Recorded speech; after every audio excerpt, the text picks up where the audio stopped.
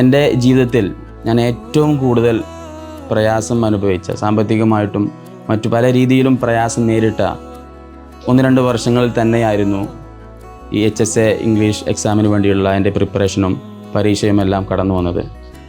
അതുകൊണ്ട് തന്നെ ഞാൻ മനസ്സിലാക്കിയൊരു കാര്യം, നമ്മൾ ജീവിതത്തിൽ എപ്പോഴൊക്കെയാണോ ഏറ്റവും പ്രയാസപ്പെടുന്നത് ആ സമയമാണ് നിർണായകമായ പല തീരുമാനങ്ങൾ എടുക്കാനും മറ്റുമുള്ള ഏറ്റവും ബെസ്റ്റ് ടൈം എന്ന് ഞാൻ വിശ്വസിക്കുന്നു.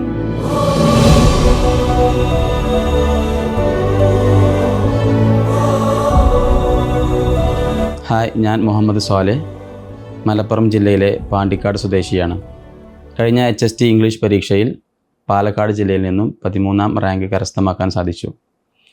ഇപ്പോൾ പാലക്കാട് ജില്ലയിലെ നെച്ചുള്ളി ഗവൺമെൻറ് ഹൈസ്കൂളിൽ ഇംഗ്ലീഷ് അധ്യാപകനായി ജോലി ചെയ്യുന്നു. SSLCക്ക് ശേഷം സമന്വയ പഠന രീതിയായ വാഫി കോഴ്സിലാണ് ചേർന്ന് പഠിച്ചത്. അതിൻ്റെ ഭാഗമായി തന്നെ BA ഇംഗ്ലീഷ് ലിറ്ററേച്ചറും കരസ്ഥമാക്കി. ശേഷം മർക്കസ് ഇംഗ്ലീഷ് ഹൈസ്കൂളിലും തുടർന്ന് ഐഡിയൽ ഇൻ്റർനാഷണൽ സ്കൂളിലെ ഹയർ സെക്കൻഡറി വിഭാഗത്തിലുമായി 9 വർഷത്തോളം ജോലി ചെയ്തു. 2015 ആദ്യമായിട്ട് PSC പരീക്ഷ എഴുതുന്നത്. തുടർന്ന് 1-2 ലിസ്റ്റുകളിലൊക്കെ ഇടം നേടിയെങ്കിലും ജോലിയിലേക്ക് എത്തിപ്പെടാൻ സാധിച്ചിട്ടുണ്ടായിരുന്നില്ല. B.Ed ചെയ്തതിന് ശേഷം ആദ്യ ശ്രമത്തിൽ തന്നെ കേട്ടറ്റ് നേടിയപ്പോൾ അന്നു മുതലാണ് ഗവൺമെൻറ് ഒരു ടീച്ചറാവണമെന്നുള്ള ആഗ്രഹം മനസ്സിലുണ്ടാവുന്നത്.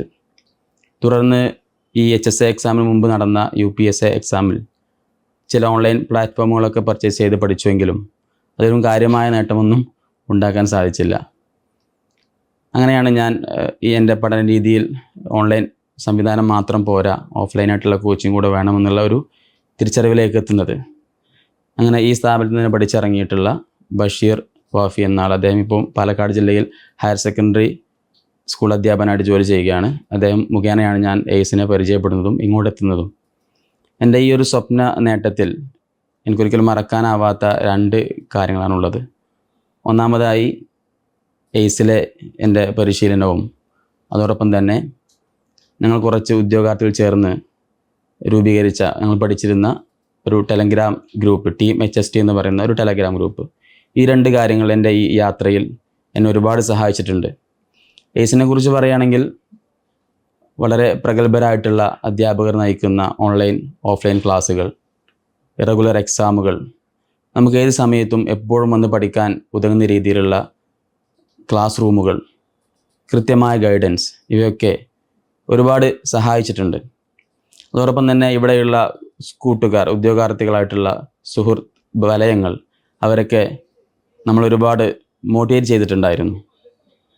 എൻ്റെ ജീവിതത്തിൽ ഞാൻ ഏറ്റവും കൂടുതൽ പ്രയാസം അനുഭവിച്ച, സാമ്പത്തികമായിട്ടും മറ്റു പല രീതിയിലും പ്രയാസം നേരിട്ട 1-2 വർഷങ്ങളിൽ തന്നെയായിരുന്നു ഈ HSA ഇംഗ്ലീഷ് എക്സാമിന് വേണ്ടിയുള്ള എൻ്റെ പ്രിപ്പറേഷനും പരീക്ഷയുമെല്ലാം കടന്നു വന്നത്.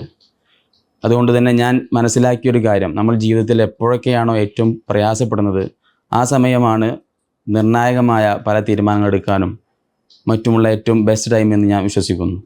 BA ഇംഗ്ലീഷ് ലിറ്ററേച്ചറാണ് പഠിച്ചതെങ്കിലും ലിറ്ററേച്ചറുമായിട്ട് വലിയ താല്പര്യം കാണിച്ചിരുന്ന ഒരാളായിരുന്നില്ല ഞാൻ. അതുകൊണ്ട് തന്നെ എയ്സിൽ വന്ന് ജോയിൻ ചെയ്ത സമയത്ത് ഒരു തുടക്കക്കാരൻ്റെ പ്രശ്നങ്ങൾ ധാരാളം ഉണ്ടായിട്ടുണ്ടായിരുന്നു. ഒരു PSC പരീക്ഷയ്ക്ക് എങ്ങനെയാണ് പ്രിപ്പയർ ആവേണ്ടത് എന്നത് അതിലുപരി ലിറ്ററേച്ചറുമായുള്ള ഈ ബന്ധമില്ലാത്തതിൻ്റെ പേരിൽ ക്ലാസ്സുകളൊക്കെ മനസ്സിലാക്കാനും കൃത്യമായി പഠിക്കാനുള്ള പ്രയാസം തുടക്കത്തിൽ നന്നായി നേരിട്ടിട്ടുണ്ടായിരുന്നു. പക്ഷേ ഞാൻ മനസ്സിലാക്കിയ കാര്യം, കൃത്യമായ സിലബസ് ഉണ്ടല്ലോ, അതുമാത്രം പഠിച്ചാൽ മതിയല്ലോ എന്ന് തിരിച്ചറിഞ്ഞ് ഇവിടെ നടക്കുന്ന എയ്സിൽ നടത്താറുള്ള വീക്കെൻഡിൽ എക്സാമുകൾക്ക് വേണ്ടി മാത്രം ആ ഒരു ഏരിയ മാത്രം പഠിച്ച് പ്രിപ്പയർ ആവുകയും തുടർന്ന് അതങ്ങനെ മുന്നോട്ട് പോയി എനിക്ക് വളരെ കോൺഫിഡൻസ് ഉണ്ടാവുന്ന രീതിയിലേക്ക് പഠനം എത്തുകയും ചെയ്തു.